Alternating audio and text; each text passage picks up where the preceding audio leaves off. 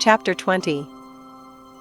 Neighbors. When I came to America, I expected to learn many things, but I had no thought that I was going to learn anything about Japan. Yet our neighbors, by their questions and remarks, were teaching me everyday new ways of looking at my own country.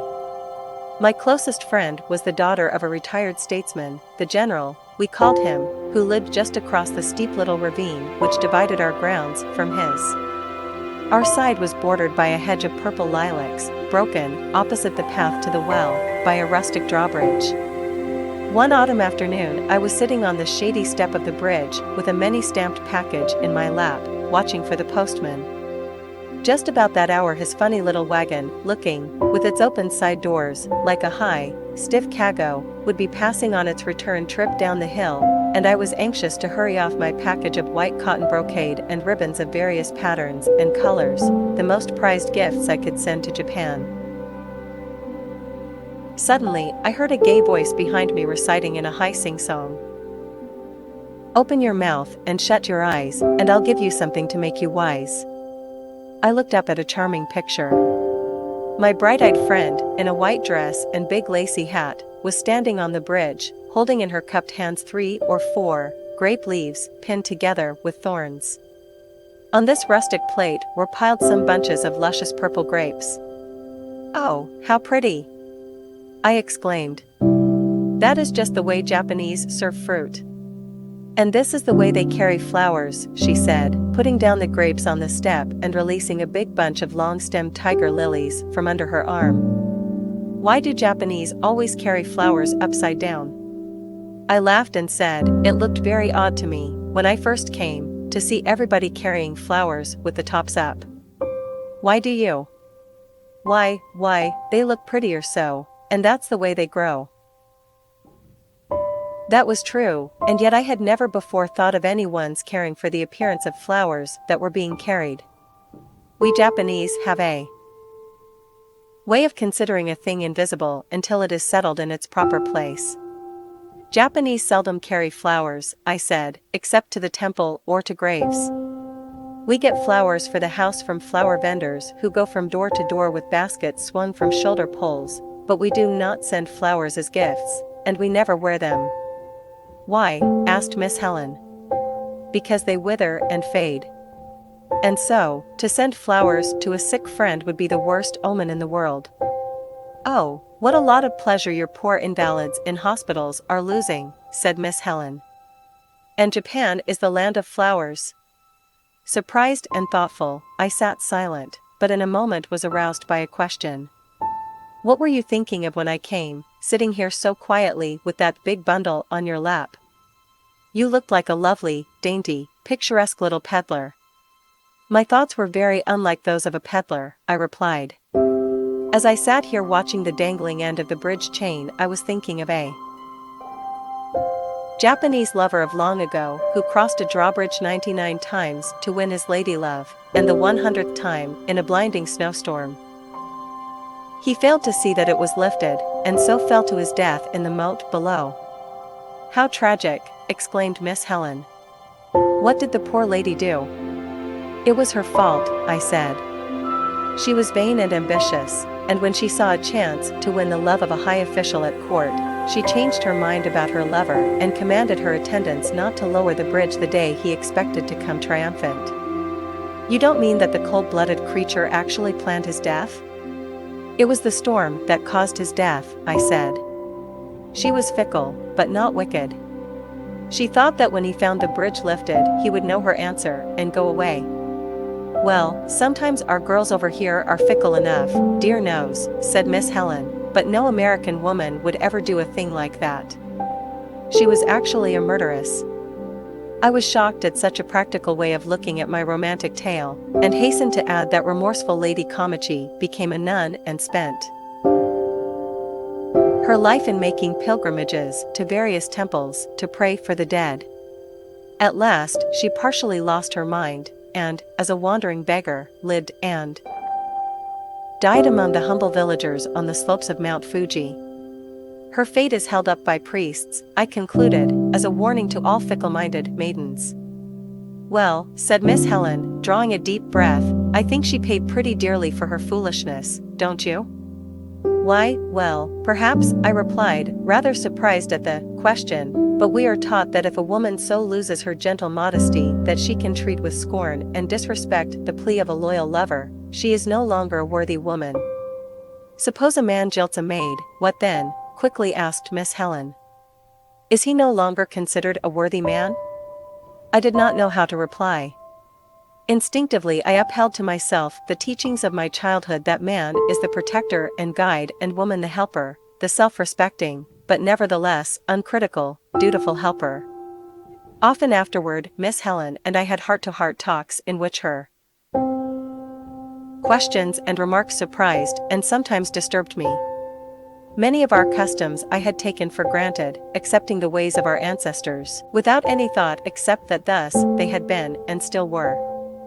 When I began to question myself about things, which had always seemed simple and right because they were in accordance with laws made by our wise rulers, sometimes I was puzzled and sometimes I was frightened.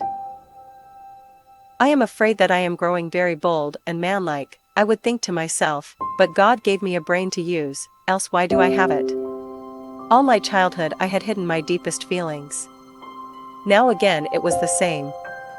My American mother would have understood, but I did not know, and so, repressing all outward signs, I puzzled my way alone, in search of higher ideals, not for myself, but for Japan. Miss Helen's father was 90 years old when I knew him.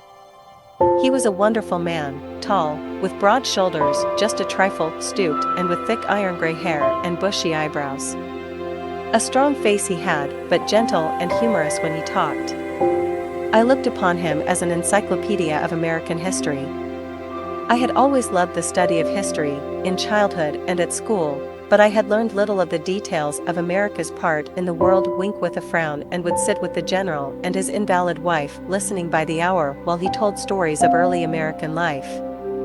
Knowing that incidents of personal history especially appealed to me, he once told me that his own large estate was bought by his father from an Indian chief in exchange for one chair, a gun, and a pouch of tobacco, and that mother's large home was once an Indian village of bark tents and was purchased for half a dozen split-seated kitchen chairs. These incidents seemed to me almost prehistoric, for I had never known anyone whose home did not date back into a far past. When America was a still youthful nation, the general had represented his country as a diplomat in Europe, and, with his beautiful young wife, had taken part in the foreign social life in Paris and later in Washington. My first glimpse of American life abroad, I received through the word pictures of this gracious lady, and through her experiences I began to understand, with sympathy, something of the problem in Japan of Americans trying to understand the Japanese, which heretofore I had looked upon only as the problem of Japanese trying to understand Americans. From childhood until I met the general, the word ancient had commanded my reverence. I had been conscious that the Inagaki family tree was rooted in a history centuries old, and that our plots in the cemetery were the oldest in Nagaoka. It had seemed an unquestioned necessity that we should follow the same customs that our ancestors had observed for hundreds of years, and it was my pride that they were the customs of a dynasty which was among the very oldest in the world. After I became acquainted with the general and heard him talk of the wonderful development of a nation much younger than my own family tree, the word ancient lost some of its value. Even the general's own lifetime, the years of only one man's life, represented such a marvelous advance in national growth that sometimes I looked upon him almost with awe, wondering how much real value should be attached to antiquity. Perhaps, I sometimes said to myself, it would be better not to look back with such pride to a glorious past, but instead, to look forward to a glorious future. One means quiet satisfaction, the other, ambitious work. One evening, after Matsuo and I had been over to call on the general, Miss Helen walked back with us across the drawbridge. Matsuo went on to join Mother on the porch, and Miss Helen and I sat down on the step of the bridge, as we often did, to talk. When Father told that story about Molly Pitcher, said Miss Helen, I wondered if you were thinking about Japanese women. Why? I asked. Well, she replied hesitatingly, several times I've heard you say that American women are like Japanese. I don't see that Molly Pitcher is much of a Japanese specimen. Oh, you don't know Japanese history, I exclaimed. We have many women heroes in Japan. Yes, of course, said Miss Helen quickly. In every country, there are heroic women who rise to noble sacrifice on occasion. But they are exceptions. Books and travelers all speak of Japanese women as being quiet, soft-spoken, gentle, and meek. That picture doesn't apply to the American type of women. The training is different, I said, but I think that at heart they are much the same. Well, said Miss Helen, when it becomes the fashion for us to wear our hearts on our sleeves, perhaps we will appear gentle and meek. But, she added as she rose to go, I don't believe that Japanese men think as you do. Tonight, when I spoke of the book on Japan that I have been reading, and said that I believed the author was right when he declared that for modesty and gentle worth, Japanese women lead the world, your husband smiled and said, thank you, as if he thought so too.